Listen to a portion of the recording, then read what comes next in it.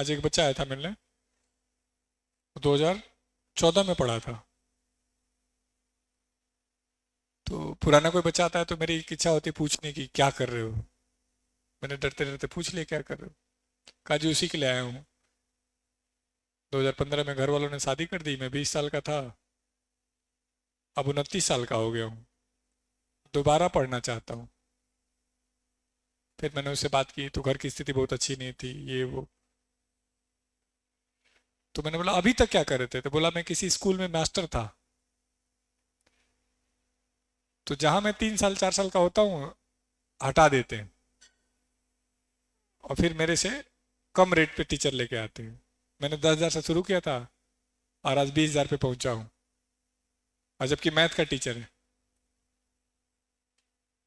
तो उसमें कंपनी के साथ क्या है कि लेडी टीचर उसको सस्ती मिल जा रही है, वो नखरे भी नहीं कर रही है, मेहनत भी कर रही है।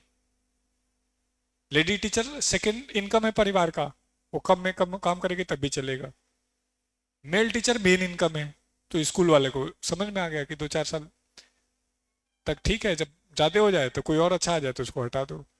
तो इस तरीके से करके तो आप फैक्टर कॉस्ट को कम कर सकते हो। कह रहे हैं पाकिस्तान को बुला के बम विस्फोट कर दो, पॉपुलेशन कंट्रोल हो जाए। पॉपुलेशन को आप रोक नहीं सकते, खत्म नहीं कर सकते, रोक सकते।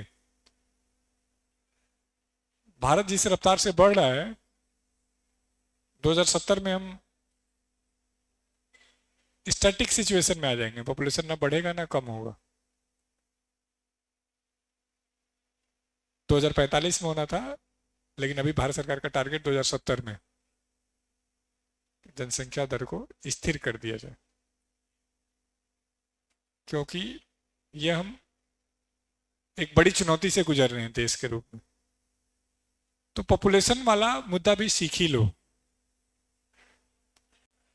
हमने कहा था कि चाइना पहला देश था जिसने तुम दो तुम्हारे दो एक का नारा दिया। हालांकि इससे पहले 1951 में इंडिया पहला देश है जो तुम दो तुम्हारे दो का नारा दिया। लेकिन तुम दो तुम्हारे दो में लोगों ने अलग मतलब निकाला। यूपी बिहार में मम्मी के लिए दो, पापा के लिए दो, दादाजी के लिए दो, तो पॉपुलेशन ही बढ़ा दिया। मतलब हमने इसको सीरियस नहीं लिया। हम विश्व में पहले देश हैं जो इस चुनौती को समझ पाए कि पॉपुलेशन प्रॉब्लम करेगा, लेकिन दोस्तों हम संभल नहीं पाए। समस्या जानना और समस्या का समाधान करना दोनों में बहुत अंतर होता है। भारत में शायद ही कोई बच्चा होगा जिसको नहीं पता होगा कि सिलेबस क्या है एसएससी का, पढ़ते कैसे हैं। शायद ही कोई बच्चा होगा जो लाइब्रेरी या कोचिंग नहीं करता होगा, लेकिन सारे तो नहीं सिलेक्ट हो रहे हैं। तो वही है कि पॉलिसी बनाना और लागू करना।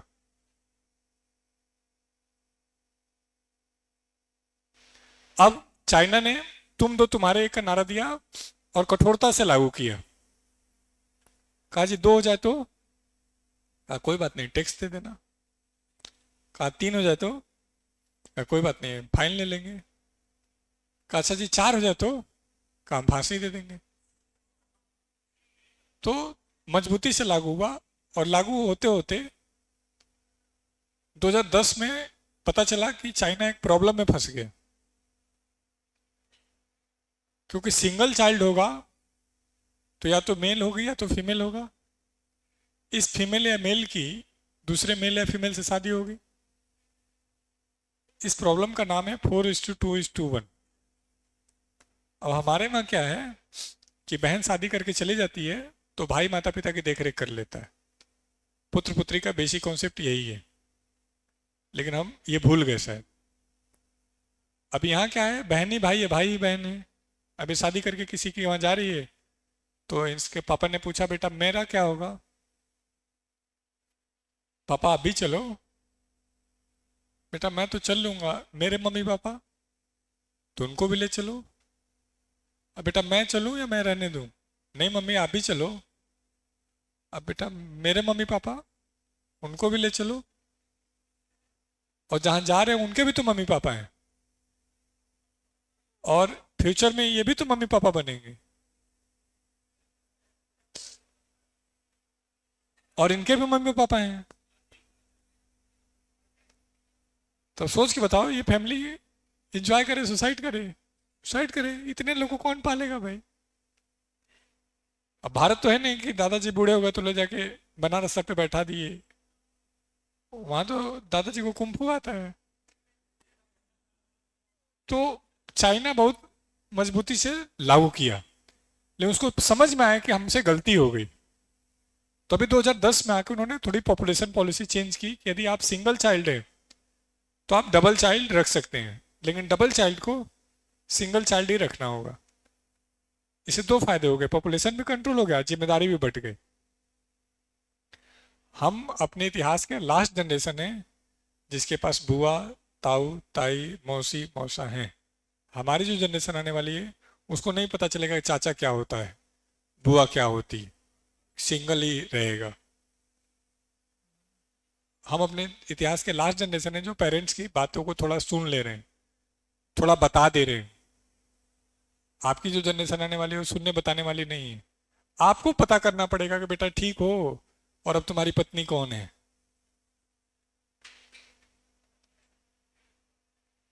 मैं क्या समझाना चाह रहा हूं कि भारत ने इस प्रॉब्लम को मजबूती से नहीं लागू किया।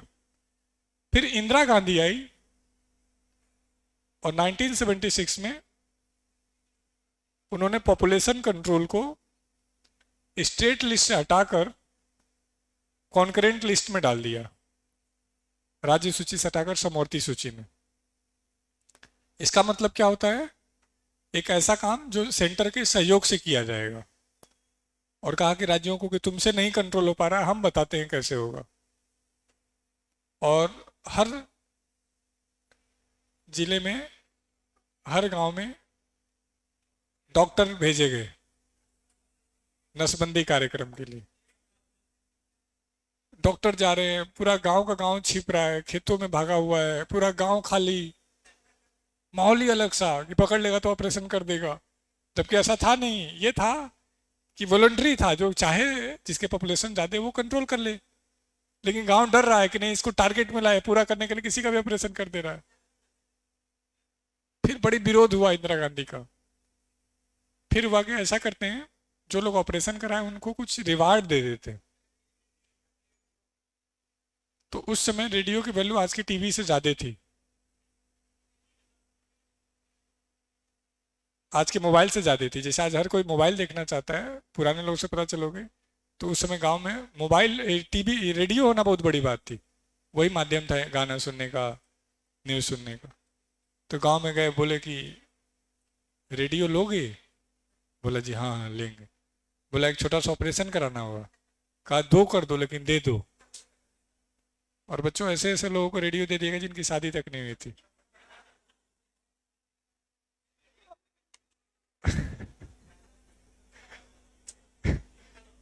अब सोच के देखो, जिस जनरेशन के साथ ये हुआ है उसका तो वंश खत्म कर दिया तुमने। और इंदिरा गांधी का बड़ी विरोध हुआ, सरकार गिर गई। इसीलिए देखोगे कोई भी सरकार पॉपुलेशन पे पॉलिसी नहीं बनाती, ये पर्सनल मैटर है। लेकिन ऐसा सुनने में आ रहा है कि मोदी सरकार इस पे लॉ बनाने वाली है, देख लेंगे। अरे मोदी सरकार बना चुकी है। पॉपुलेशन कंट्रोल करने का कुछ तरीका नहीं है। जॉब मत दो, शादी ही नहीं होगी, पॉपुलेशन अपने आप ही कंट्रोल हो जाएगा।